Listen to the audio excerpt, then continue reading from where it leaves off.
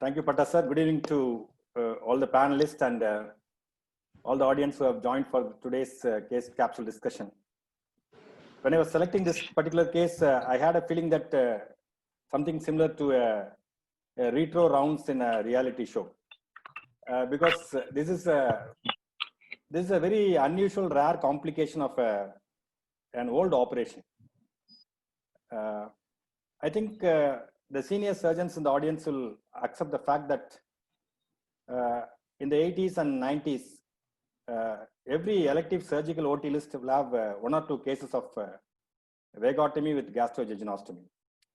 Those were the days when we were having only antacids and cimetidine.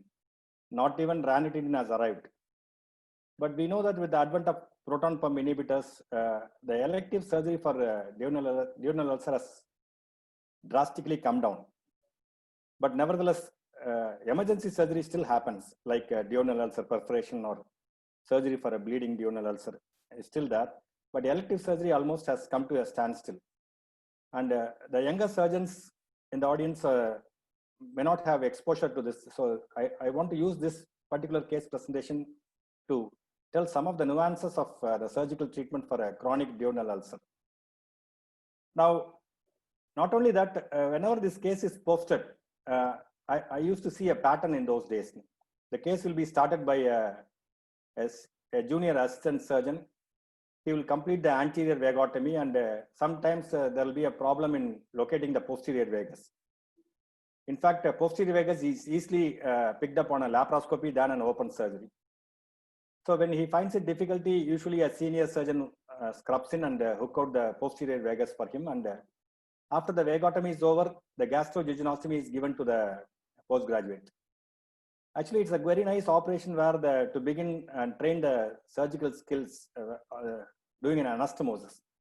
Because we know that gastrojejunostomy is one anastomosis which should not and cannot leak because of the robust blood supply.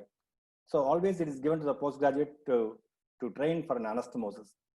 And those days, I think Patta sir can relate to this. We were using straight needles, atraumatic straight needles with a silk and catgut, and it's something like a sewing of the cloth. We do it at home, and the anastomosis gets completed quickly. But I don't think now the straight needles are available these days. Now, my chief, I think Ubal, he's your chief also. Professor Sivalingam at Madurai used to say this often repeatedly. He says gastrojejunostomy is a disease, and he says pyloroplasty is an incurable disease. So basically, a GJ as well as pyloroplasty are done as a drainage operations after vagotomy. I have never realized the importance of the magnitude of this particular statement of that gastrojejunostomy is a disease those days. But with 25 years of surgical practice and after seeing all the late complications of a gastrojejunostomy, we know what is the meaning of the statement gastrojejunostomy is a disease. It's not only a disease, but it's also a pre-malignant disease, because we know that 20 years down the line, these patients are prone for gastric malignancy. Now, this particular mnemonic, PV ring, is, I think the younger surgeons in the audience may not have had an experience to listen to this. This is called posterior vertical retrocolic isoperistaltic no loop or short loop gastrojejunostomy. So if you follow all these steps, you will do a perfectly draining gastrojejunostomy.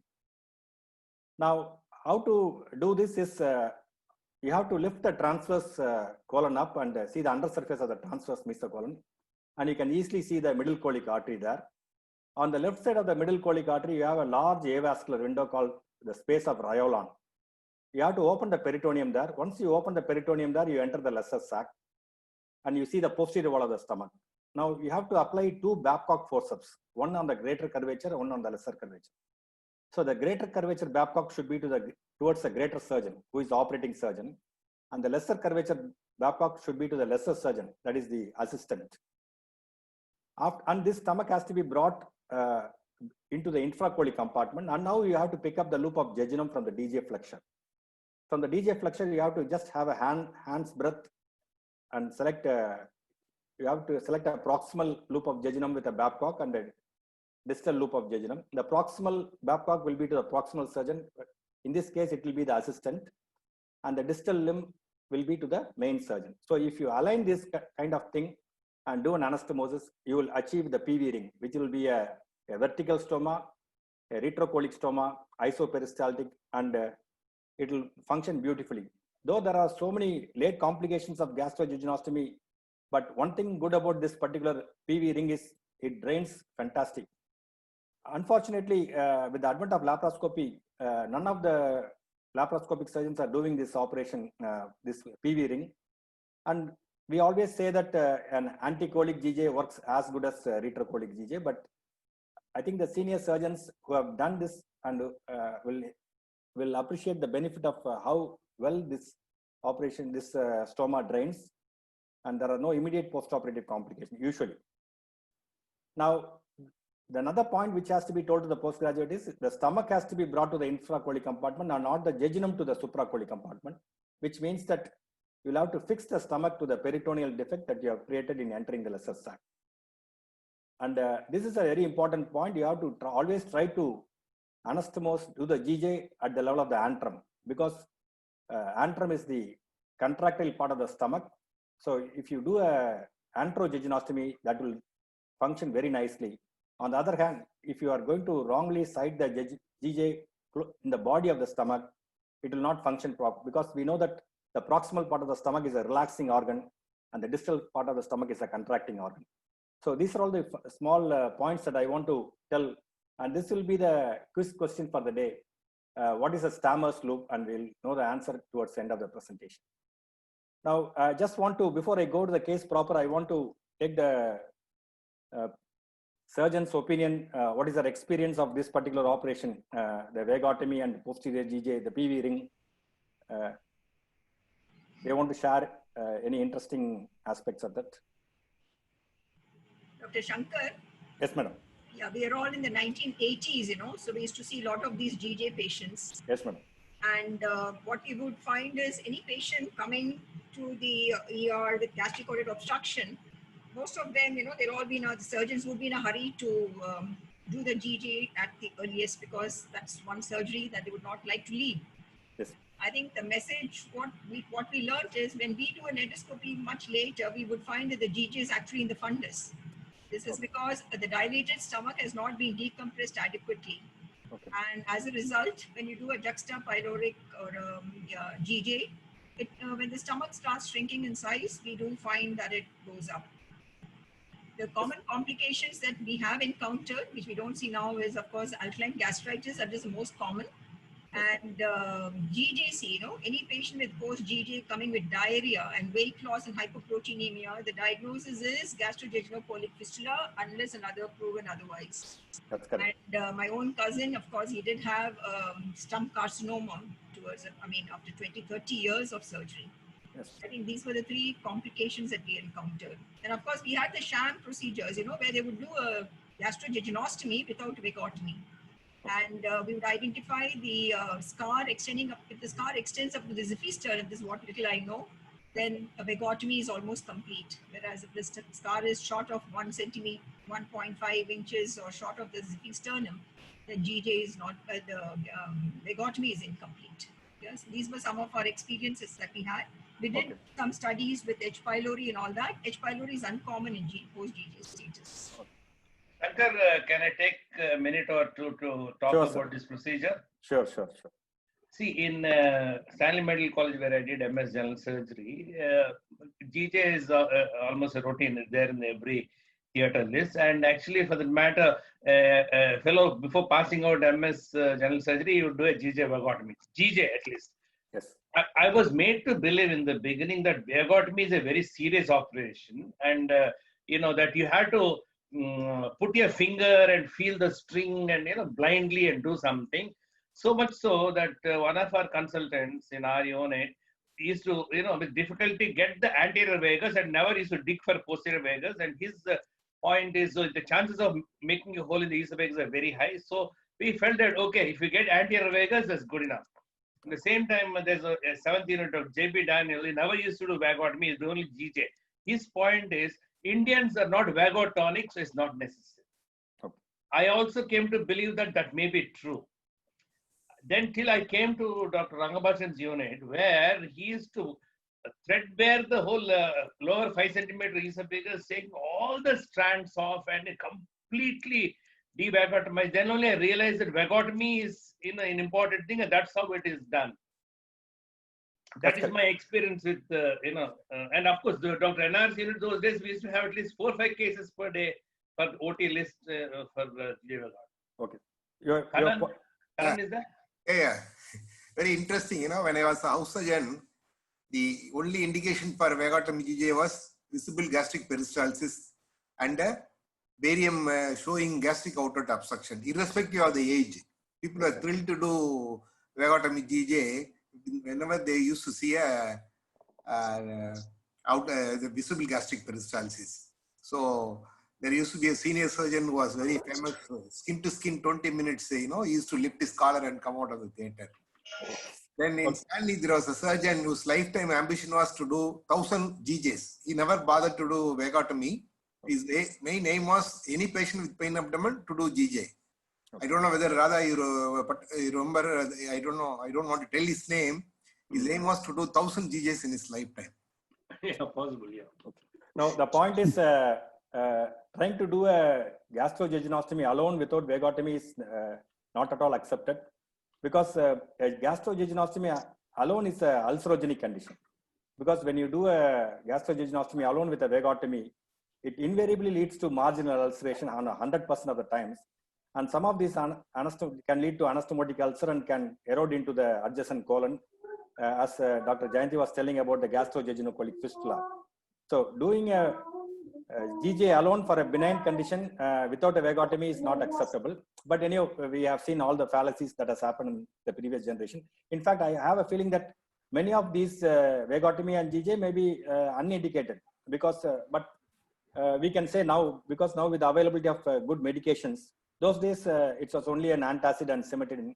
So as Dr. Kannan was telling, visible gastric peristalsis with a barium outlet obstruction is taken up for a vagotomy and GJ. Probably if we would have had good drugs, these would have been, surgery could have been avoided. That's the point. Okay. Now I'll go to the case proper. This is a story of a 75-year-old male. He had comorbidities in the form of COPD, systemic hypertension, and ischemic heart disease. He came to the hospital with a history of pain abdomen and bilious vomiting, intermittent pain abdomen and intermittent bilious vomiting of 15 days duration. And the surgical history is he had a gastrojejunostomy done 20 years back, probably an ulcer operation. On examination, vitals were stable, abdomen was soft, there was no obvious mass palpable, there was a mild epigastric tenderness, and obviously there was a right paramedian scar. Once again, this right paramedian scar is a legacy of the older surgeons, because they always enter the abdomen with a RPM. But we know that now we go for a midline incision. Now, the blood investigations were essentially normal, except that the chest X-ray was showing emphysematous changes, and an abdominal X-ray was done because the patient was having vomiting and pain to rule out an interstitial obstruction. But the abdominal X-ray was not showing any features suggestive of an interstitial obstruction like fluid levels or dilated loops of bowel. It was not contributing. Now, that's the case. A case of post GJ 20 years back comes with pain abdomen and intermittent bilious vomiting, 15 days duration.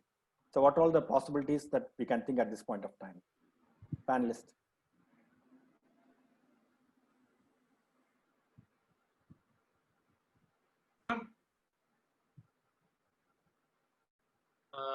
Can you tell us some details of the pain, Shankar? No, it was an intermittent epigastric pain, madam. Intermittent pain. Okay. I think ultrasound is important. Post GJ, they can get gallstones. That's common. Yes, madam.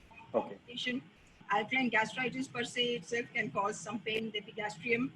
Intussusception, little unknown, but sometimes probably at the site of anastomosis, there may be some internal herniation, and that may be causing intermittent pain.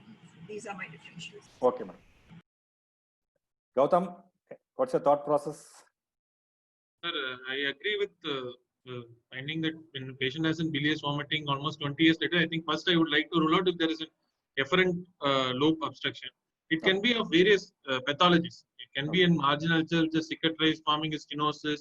It can be due to an intussusception. It can be due to stump CA.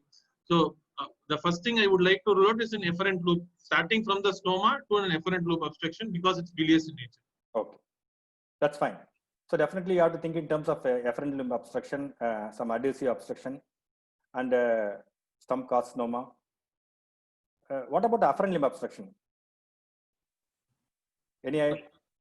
So generally, afferent loop, I expect it to be little early in their presentation, not 20 years. Second, they have periodic pain which has large volume bilious, and the pain subsides with vomiting. That is a typical history that these patients give. Yeah, that's correct.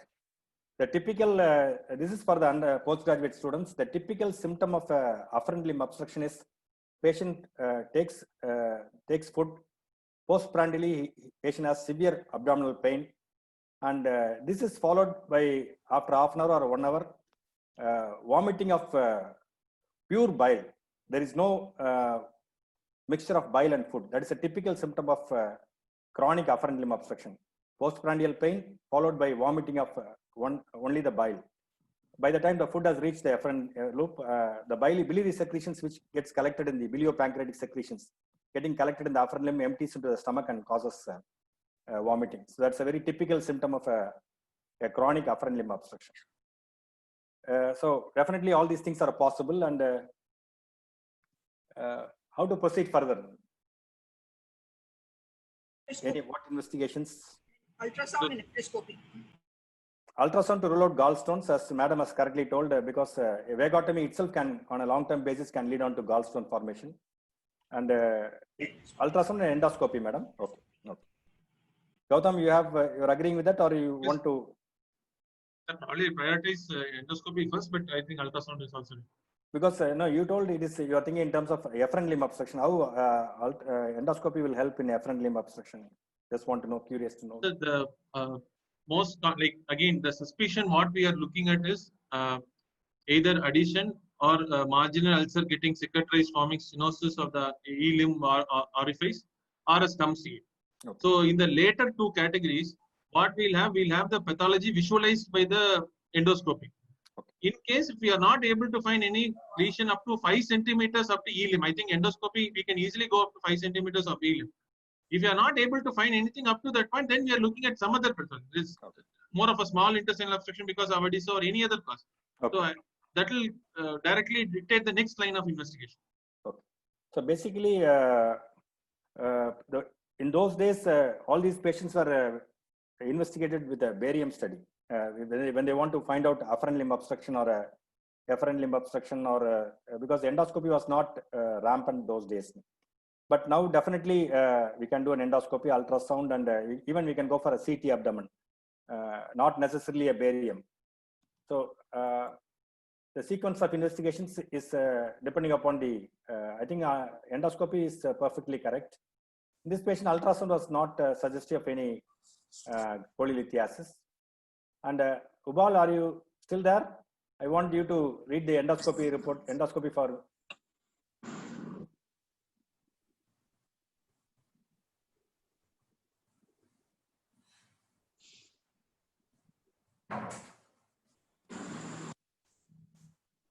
Sorry for the poor quality of recording. Would you not consider a CT before endoscopy? Yeah, that's also a possibility, sir. CT can be done, but somehow this patient, yeah, CT can be considered before endoscopy, but this patient somehow landed up in an endoscopic room before CT.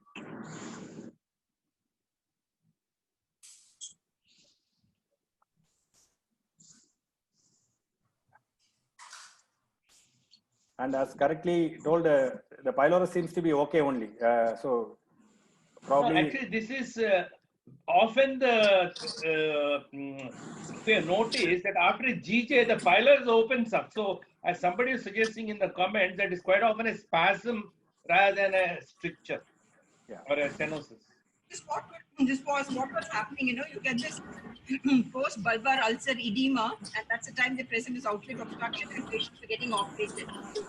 We published a paper where we studied the pylorus and the duodenum in post-DT stage. found almost 80% are normal. Unnecessary GJ. Yeah, those days there are a lot of unindicated vagotomy GJ was going on, definitely. But Ubal, hope you're watching the So video. what so what you see is a lot of bile in the stomach, and there's a large loop which is, I think, prolapsed from the stoma into the stomach.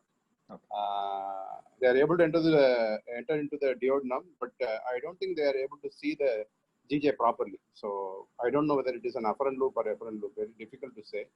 But there's a intersuscepting loop. It comes almost 10-15 centimeters comes into the stomach. Okay. So it is an intersusception, and we don't know whether it is an afferent or efferent loop. Most likely, sometimes, most likely an afferent loop. No, this is the long length of jejunum tells me that it could be an afferent limb, because I told you, when you do the PV ring, the afferent limb is kept very short. From the DJ flexure, only hand's breadth. So afferent limb will not have such a lengthy into susceptum into the stomach. So it has to be an afferent limb. But as you correctly told, we are not able to enter the two loops separately. So whatever the endoscopy I have seen so far, the afferent loop obstruction seems to be more. I don't know that afferent loop obstruction I have not seen, very less. The afferent loop obstruction intersuscepting into the afferent loop is more. And the other point is sometimes they present with the massive hematemesis or melena. Particularly actually, it is one of the classical symptomatology for intersusception. Either they present with the massive hematemesis or a melena. How frequently how frequently you have seen this case of jejunogastric intersusception? Because literature says it's quite a rare entity, but it has been reported as case reports, individual case reports only. Off late, very late, but maybe 10 years ago, maybe we have seen at least every month at least one case. But off late, we have not seen much, because maybe the GJ itself is reduced. And quite often we see that it's kind of intersusception very often. At least 10 years ago, not now. Every month one case is really a big number. Okay. At least 10 years ago, I must have seen every year at least a case. Yeah. Okay. Every month. Okay. Pata sir, Kannan sir, any opinion at this point? Yeah, I have operated maybe half a dozen cases of jejunogastric intersusception. Luckily, in this patient, the thing is not gone into gangrene, as Ubal rightly says. Majority of the times, the whole thing will be black in color. They'll have a dirty brown fluid in the stomach, and if that is there, it is jejunogastric intersusception. Okay. And as again he rightly says, in the last 10 years, we have hardly seen it. Okay. Kannan? Yeah. I've recently, about 2 years back, I did one gangrenous afferent loop. I had to resect and reconstruct. Okay. So the diagnosis was unfortunately, as Patta sir was telling, we should have gone for a CT so that we should have got a good image of documented image. That will be a good image to archive. But unfortunately, this patient stands up in endoscopy, and endoscopy gave a diagnosis, and after that, there is no need to further do a CT scan or anything like that. Can you go for surgery directly, or still you want to do a CT, sir? Patta sir? Yeah. See, as you rightly said, I mean, it's a beautiful picture. It be, the jejunum jutting into the stomach. I would rather I'll also have some idea about, how much is gone in, what vessels have been pulled in, and, and as Dr. Any other pathology, as a matter of fact, I would like to do a CT. I mean, CT shouldn't be costing much time or expenditure. I would rather. It may not have so much impact on what you're going to do further, but I would definitely do a CT. Okay. Actually, this is not a acute jejunogastric intersusception, because this patient was having symptom for last 15-20 days. Okay. Probably it was getting intersuscepting and getting reduced. That kind of thing was going on. So it was not an acute jejunogastric intersusception. So it was more. All the more you should do a CT, because there's not a dire emergency to push into the OT. That's correct. Okay. Ubal, have you had any occasions where when you do an endoscopy, you see an intussusceptum and then it gets reduced. Maybe very few times, but very difficult to reduce the gastric intersusception. This kind of intersusception is very difficult because you have to push the lumen into the stroma, into the beyond that. Because it's very difficult to identify the stroma itself. So I don't think it's not like a sigmoid volvulus or other colonic volvulus. This kind of intersusception is very difficult to reduce by endoscopically. The other thing is, especially when you inflate the stomach during endoscopy, whatever little will just disappear. Yeah, it probably depends upon the length of the jejunum that is coming into the stomach. What is the mechanism? Why does it occur after so many years? Is there a polyp or a lead or something that is causing the...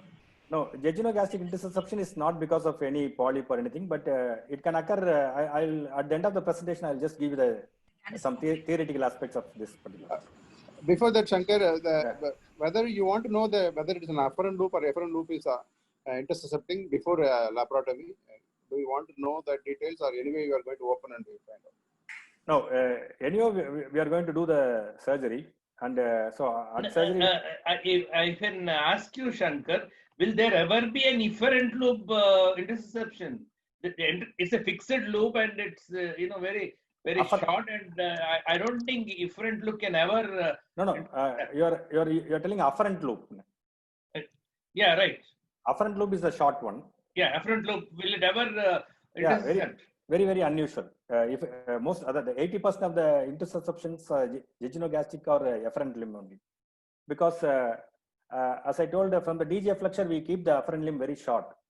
So most of the jejunogastric intersusception reported in the literature are 80% are efferent limb, but afferent limb has also been described.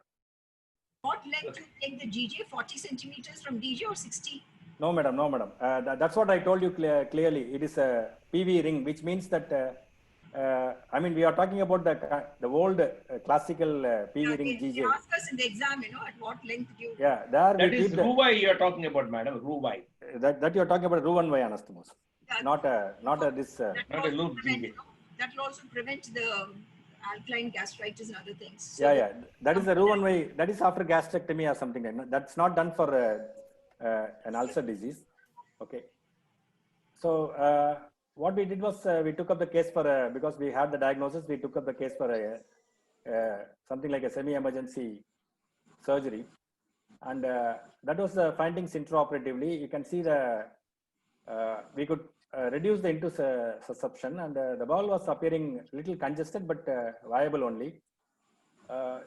Once you ask the anesthetist to give 100% oxygen and place some warm pads, it became pink. So there was probably this was a chronic intersusception going and coming out, and there was no gangrene there. So now what are the options at this point of time? some sort of a PEXI to fix. PEXI, madam. Okay. PEXI. Patta sir, Dr. Kannan sir. Shankar, you know what I would do? Yes, sir. That may not be the convention, but since the pylorus is all right in this patient, I'll disconnect the GJ. Connect it. No. Close the stomach, close the jejunum. So one is the bile gastritis will not be there. Two is another intersusception will not happen. Three is stromal ulcers will not happen. Patient may have some amount of stasis because of the vagotomy, but otherwise that's what I would prefer. You will disconnect the GJ and resect the bring segment the anatomy to what it was before. which will warrant a closure of the stomach plus Stomach as well as the jejunum. a segment of resection of the jejunum. Okay. Yes. Okay. No, I wouldn't do that. I would simply do a jejunojejunostomy. Okay. Sir. Okay. So something like a PEXI, some fixation. Okay. That's all. Okay. Gautam. Sir, I think jejunostomy would be sufficient. Not for taking down the GJ. Fixation with the transverse mesocolon, doing a jejunostomy. Probably the I'll tell you the background of what I'm saying. You know, I've taken down many a GJ because many patients are symptomatic when they have a GJ and the pylorus is normal.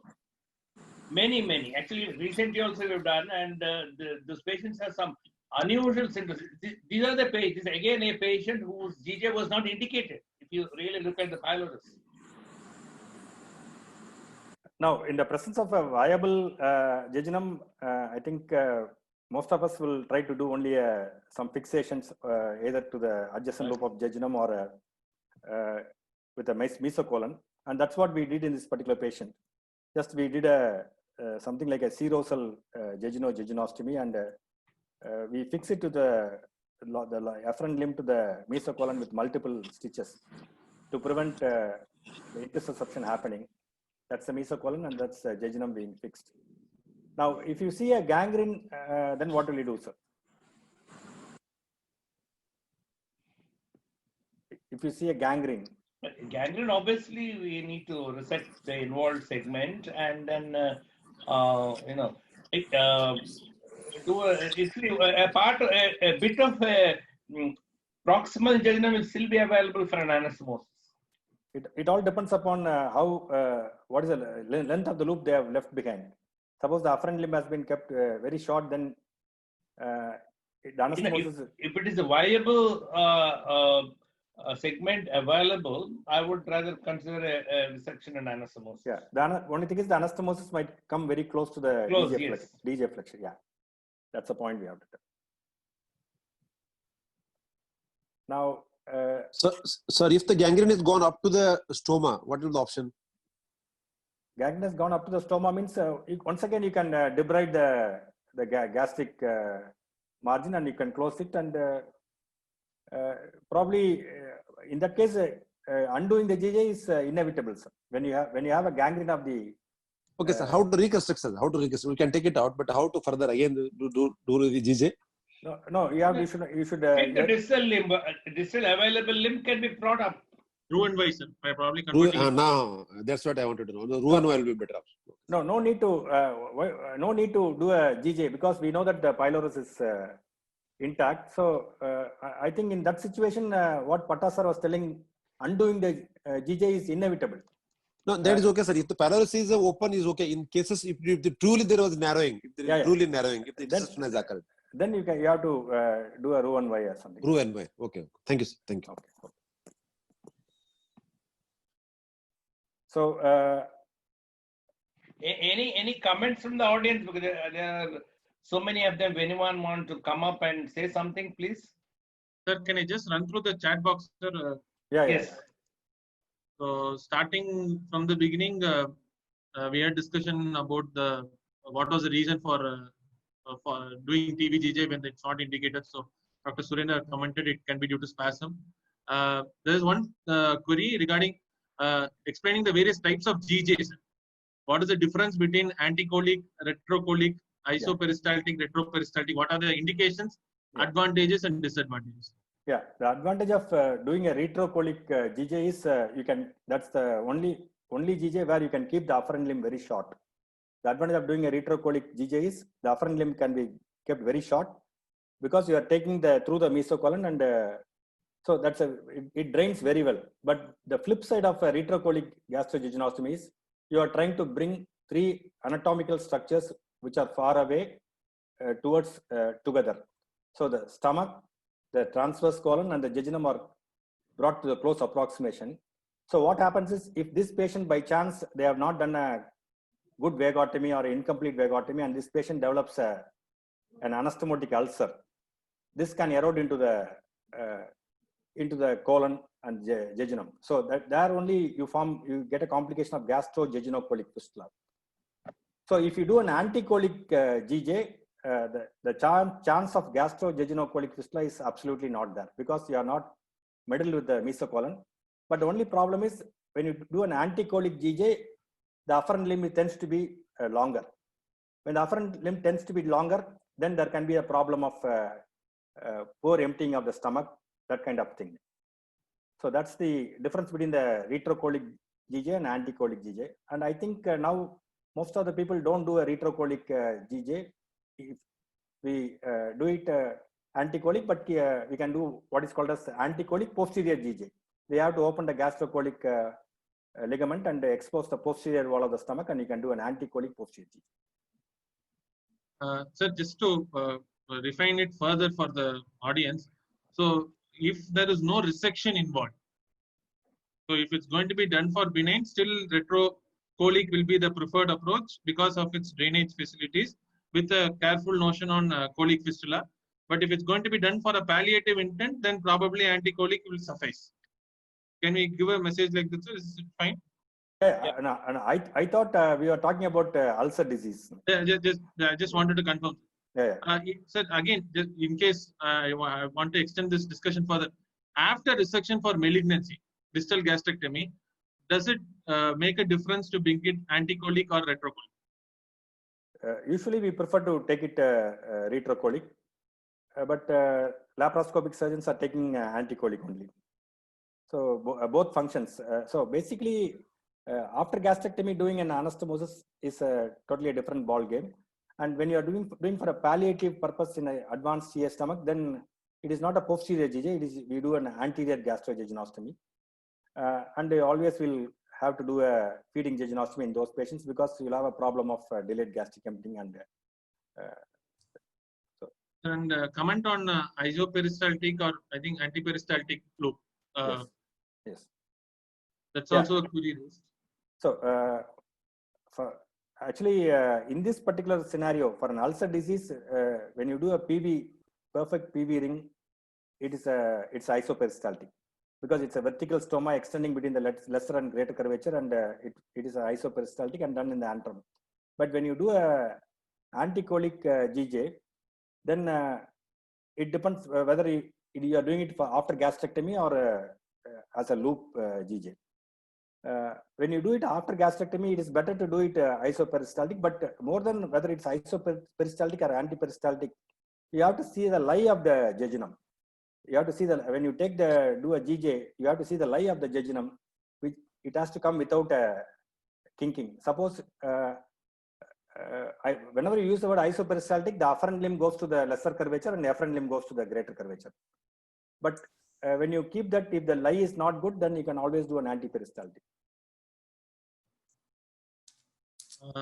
So there was some comment on the type of surgery that we need to perform after intussusception. I think we have discussed that in detail. Whether there's one comment from Dr. Padmanabhan, whether for routine TVGJ, should we need to do prophylactic cholecystectomy?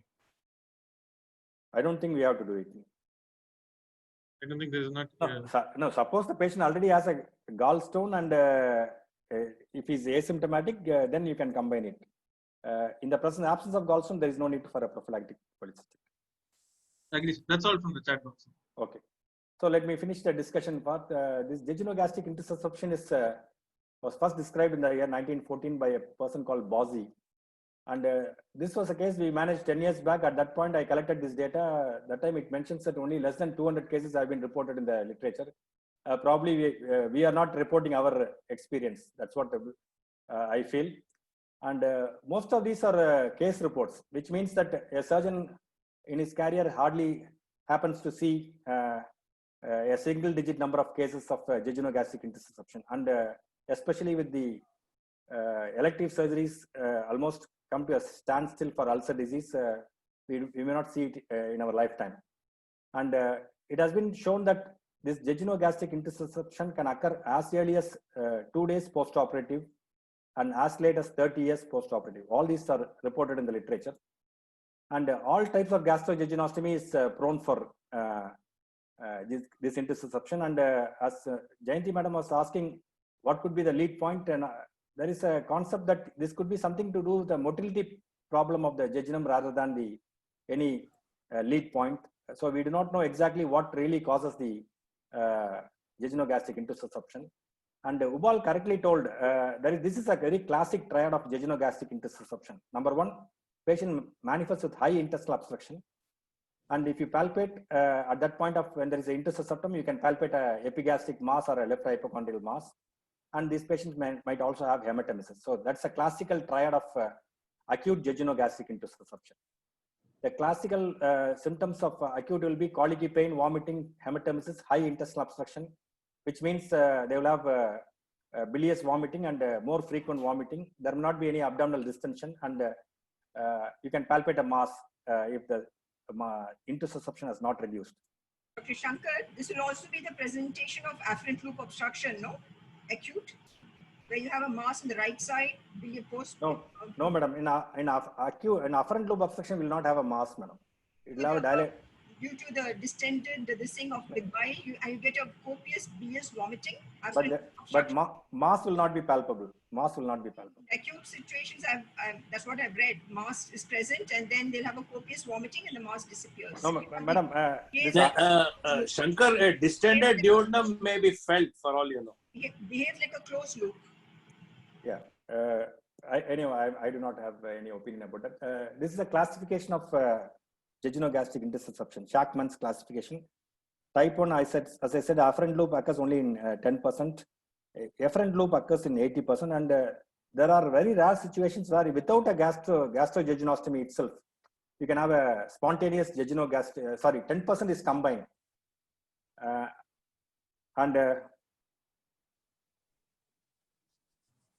so you can have different types of jejunogastric intussusception. You can have an acute and chronic or intermittent type, which in this case, sometimes you can have this in the early postoperative period, which might settle down with conservative treatment. And this is what is called spontaneous jejunogastric intussusception, which means that you have not done a GJ, but patient has a loop of jejunum coming through the pylorus. So this is a very rare scenario, but that has been reported in the literature. Spontaneous jejunogastric intussusception. And madam was telling about ultrasound. Ultrasound can also pick up this the intussuscepting mass in the stomach. This is the picture I have taken from the internet, and this is a contrast barium study. We can see the loops of jejunum in the intestine, and if you do a CT scan, you can find out this kind of typically the target sign of the intussusception within the stomach. So actually, we really missed the opportunity of doing something like a cross-sectional imaging and to have a good archiving pictures. But anyway, once you did an endoscopy, you took the case for surgery. Now, barium studies and endoscopies are recommended, and it's the algorithm for the treatment, jejunogastric intussusception. If it is an acute, you take it for emergency surgery. If the bowel is viable, you have to fix the bowel to adjacent structures. If the bowel is not viable, then you have to go for resection. So a viable bowel, you can always fix it, especially in a 75-year-old with multiple comorbidities. We should try to do the minimum and come out. Undoing the GJ and is an option, but you can do it only if there is a gangrene. So these are all the points that I have to tell in this particular case, and I open it for the closing comments for the panelists and audience.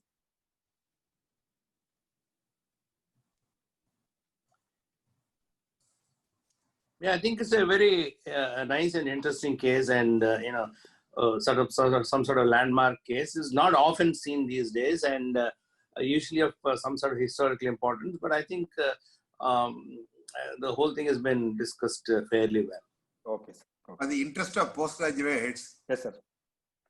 When we are all MS postgraduates, our majority, of our discussion, case presentation, everything will be based on ulcer disease. Barium, we used to discuss about ulcer, niche, notch, so many things, because we never had anything other than VGP and barium. So the discussion, we never discussed about other things like gallstones. We never discussed about other diseases. The MS postgraduates' main topic of discussion used to be only ulcer disease. See, now people don't talk about ulcer disease nowadays. That's correct. In fact, the teaching is if you have a VGP without a mass, it is a duodenal ulcer obstruction.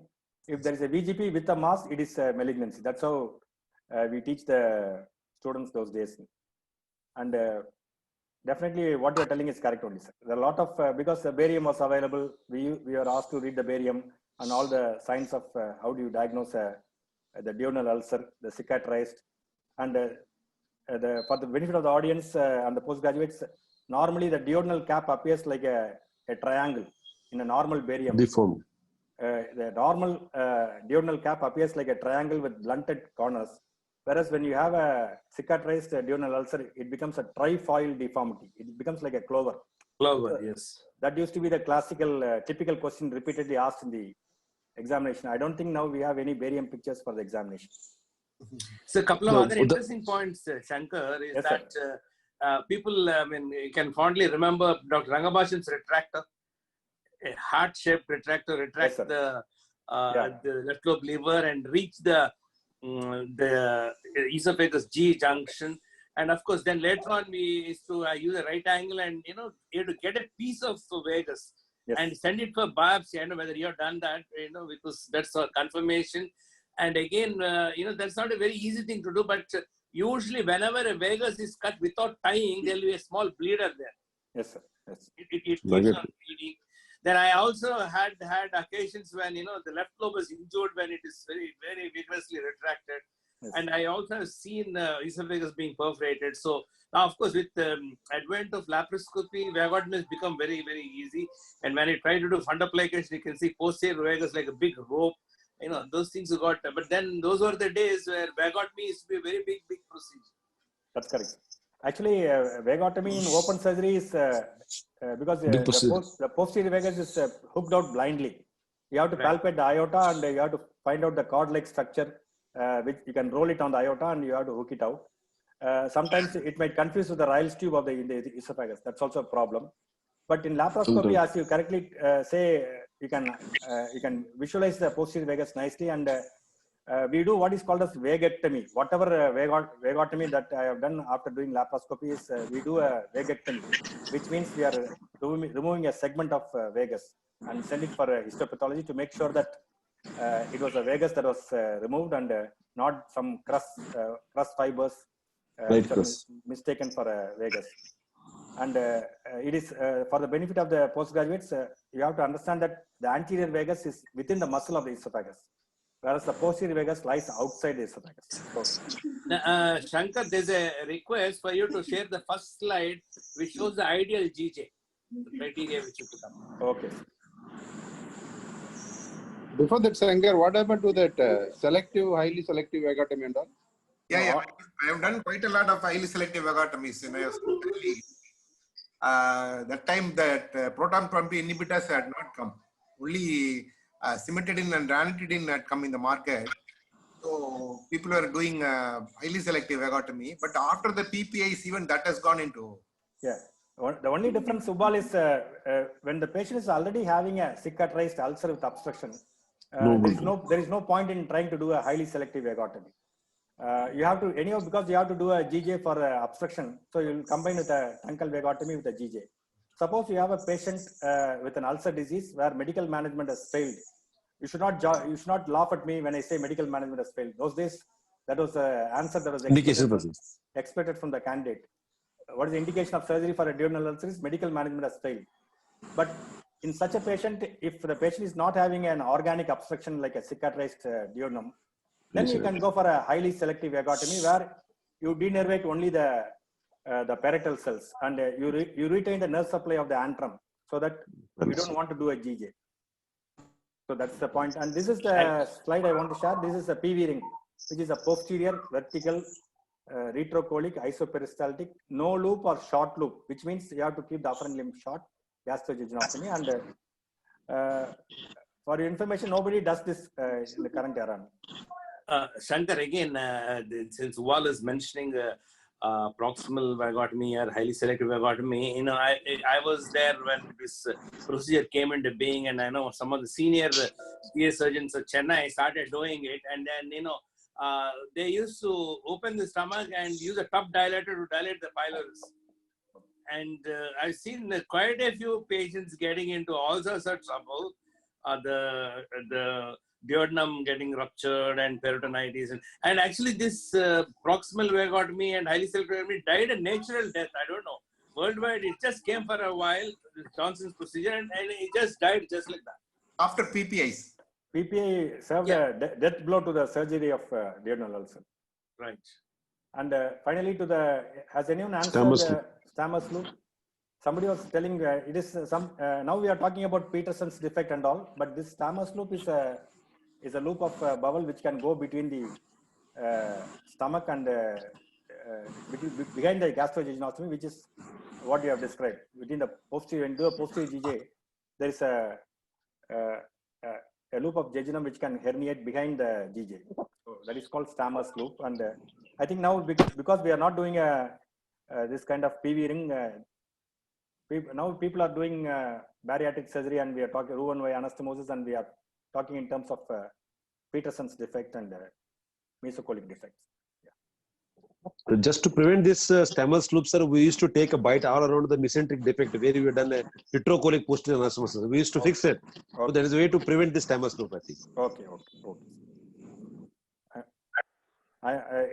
Because the senior surgeons are there, they could relate with this particular operation, because the younger generation of surgeons may not be exposed to this kind of operations. One more common symptom is the loss of periodicity, sir. We used to use this word frequently. Yeah. As far as the pain is concerned, when the pain is lost, it becomes a cicatrization. When you present the cases, we used to always tell that loss of periodicity is one more important symptom to in order to say that it is a cicatrizer ulcer. That's correct.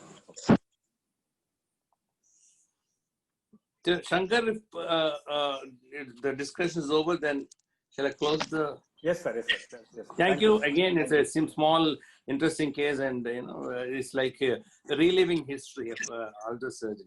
Thank you all so much. Thank you. See you Good night, again. Thank you, sir. Thank you. Thank you very much, sir. Thank you very much. Good night, all of you. Good night, Ubal. Thank you. Thank you. Bye bye.